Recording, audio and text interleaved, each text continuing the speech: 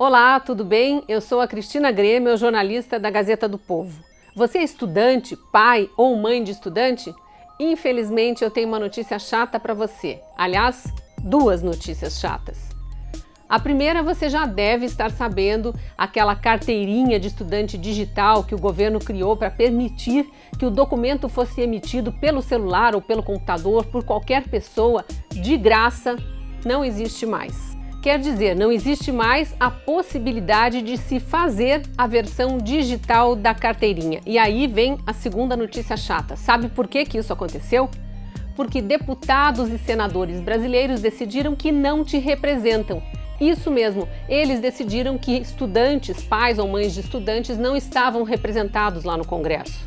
Eles consideraram que o assunto não interessava a ninguém e aí não colocaram para votação ou sequer fizeram pressão para que o presidente da Câmara e o presidente do Senado colocassem em votação e o assunto, como dizem eles mesmos, caducou. Eu vou explicar direitinho essa história. A ID estudantil, que é o nome que o governo deu ao documento digital, aquele mesmo documento que já existia antes de forma física, em forma de cartãozinho, a carteira de estudante, a ID estudantil digital foi criada através de uma medida provisória. MP, ou medida provisória, é uma norma com força de lei assinada pelo presidente da República, criada, portanto, pelo governo, pelo executivo, mas que precisa ser aprovada pelo Congresso, senão ela perde a validade, por isso que o nome dela é provisória. Para ter validade, a MP precisa ser votada num prazo de 120 dias, tanto na Câmara Federal quanto no Senado. Esse prazo passou e os deputados e senadores simplesmente ignoraram que ela existia. Eles sequer formaram a comissão que precisava discutir o assunto antes que ele fosse levado a plenário. Então, 513 deputados e 81 senadores ignoraram o assunto, decidiram que não representavam estudantes, pais e mães de estudantes do Brasil. E a quem interessava que isso acontecesse? Aos deputados e senadores? Não. Interessava a uma parcela dos eleitores deles, as entidades que dizem representar os estudantes, aquelas que todo ano cobram uma taxa e arrecadam milhões emitindo a carteira de estudante física, aquela do cartãozinho. Acompanhe meu raciocínio.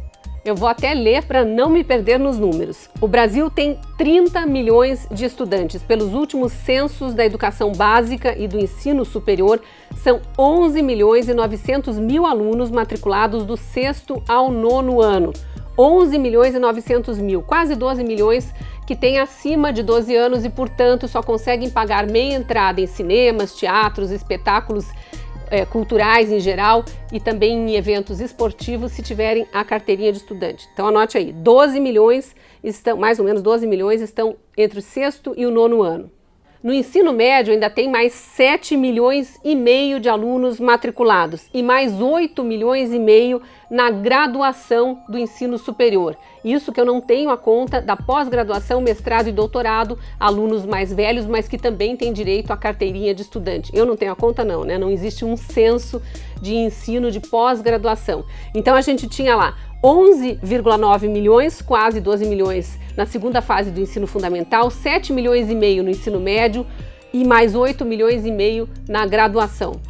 Essa conta aí, colocando um pouquinho a mais para arredondar e para incluir aqueles alunos de pós-graduação, chega aos 30 milhões que eu mencionei agora há pouco. Então são 30 milhões de estudantes e ainda tem os pais e as mães. Por que eu falo deles?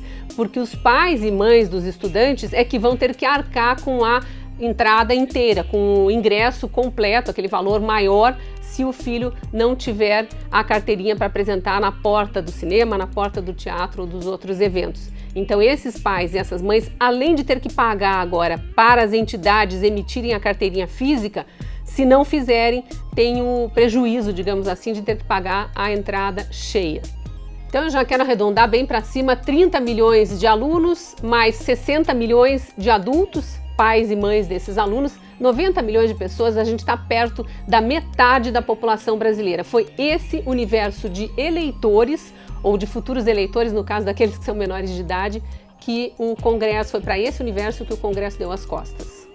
O Ministério da Educação informou que cerca de 315 mil alunos conseguiram emitir a carteira de estudante digital e, para esses, ela continua valendo enquanto a matrícula estiver ativa. Ou seja, se ele continuar estudando, vai valer por vários anos e não só por um ano, como é o caso da carteirinha física.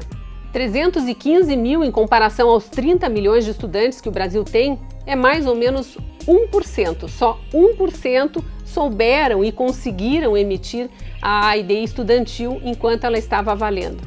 Todos os outros agora, se quiserem carteira de estudante, voltam ao método antigo.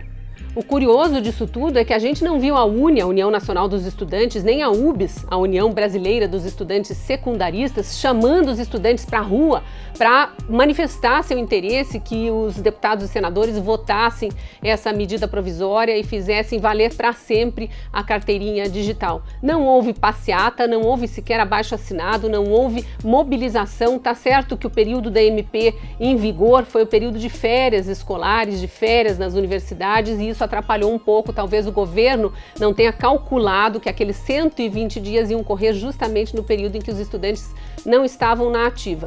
Mas não importa, as entidades que dizem representar os estudantes não foram atrás desse direito do estudante à carteirinha gratuita e vitalícia no período em que a vida estudantil dele estiver ativa. O curioso é que ninguém viu a UNE, a União Nacional dos Estudantes, ou a UBS, a União Brasileira dos Estudantes Secundaristas, que dizem representar os alunos de todo o Brasil. Ninguém viu essas entidades na rua chamando passeatas e manifestações para forçar, para pressionar o Congresso a votar a MP da ID estudantil. Será que é porque essas entidades são as que se beneficiam, as que cobram taxa da carteirinha física? Será que é porque elas não prestam conta dos milhões que arrecadam? Faça conta você aí, R$ 35,00 o preço de cada carteirinha, multiplicado pelos 30 milhões de estudantes brasileiros. E detalhe, a carteirinha precisa ser renovada todo ano. Se o aluno ficar 12 anos no ensino fundamental e médio, mais 5 ou 6 na universidade, faz a conta aí para você ver quanto que essas entidades arrecadam. Para não terminar esse vídeo muito para baixo, eu trago a boa notícia de que, dias depois que a MP da Identidade Estudantil Digital caducou, uma deputada apresentou um projeto de lei para que ela seja permanente, continue valendo. Só que, claro, agora cabe a nós, a quem se interessa pelo assunto, por esse e por outros assuntos, ficar de olho nos deputados e nos senadores e pressionando para que eles levem adiante assuntos de nosso interesse. Tá vendo a importância de acompanhar o que os parlamentares estão fazendo lá em Brasília?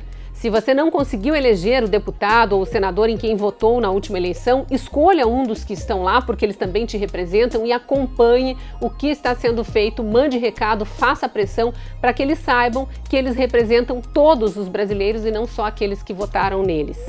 E se você gostou desse vídeo, por favor, dê seu like aqui, comente, diga o que você quer ver aqui nesse espaço da Gazeta do Povo, que eu vou olhar os comentários com carinho e trazer nos próximos vídeos. E te espero numa próxima oportunidade. Até lá!